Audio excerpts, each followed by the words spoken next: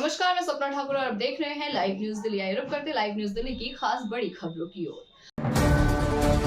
आम आदमी पार्टी के संयोजक अरविंद केजरीवाल ने आज यानी सोमवार को दो बड़ी घोषणाओं के लिए रजिस्ट्रेशन शुरू करवा दिया है। इसमें दो बड़ी घोषणाएं हैं। पहला तो महिला सम्मान योजना और दूसरा संजीवनी योजना। इन दोनों योजनाओं के तहत महिला सम्मान योजना में महिलाओं को 2100 रुपए और बुजुर्गों के लिए संजीवनी योजना के तहत 60 साल के अधिक बुजुर्ग के लिए इलाज मुफ्त कराया जाएगा। इन दोनों योजनाओं का आप लाभ ले सकते हैं अगर आप दिल्ली से हैं।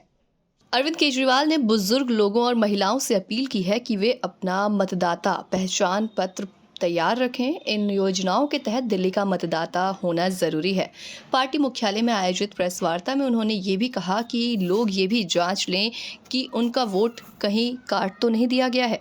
अगर किसी का वोट कट गया है तो ऐसे लोगों का मतदाता पहचान पत्र बनवा देने की भी उन्होंने बात कही है।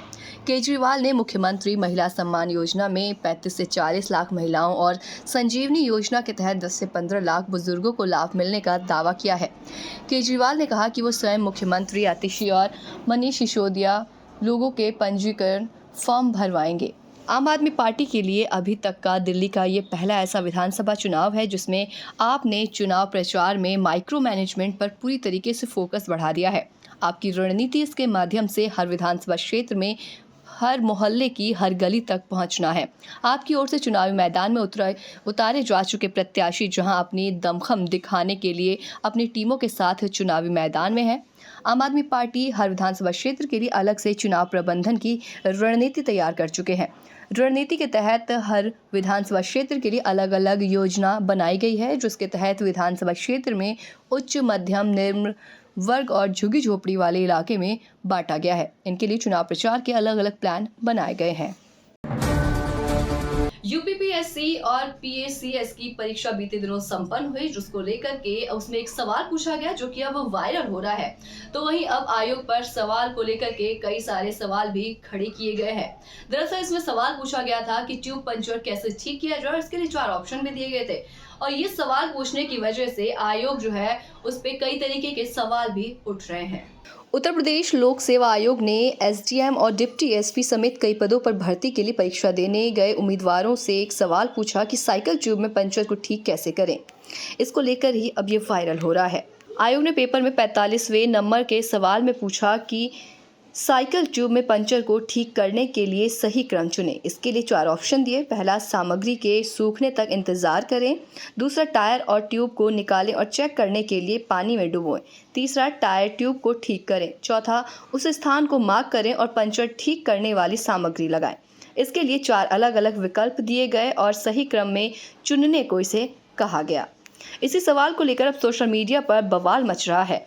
उधर आयोग ने जानकारी देते हुए बताया कि इस परीक्षा में 50% से ज़्यादा लोगों ने परीक्षा छोड़ी है। जानकारी दे दें कि यूपीपीएससी ने लखनऊ में 64 एग्जाम सेंटर पर सेक्टर मजिस्ट्रेट नियुक्त किए थे।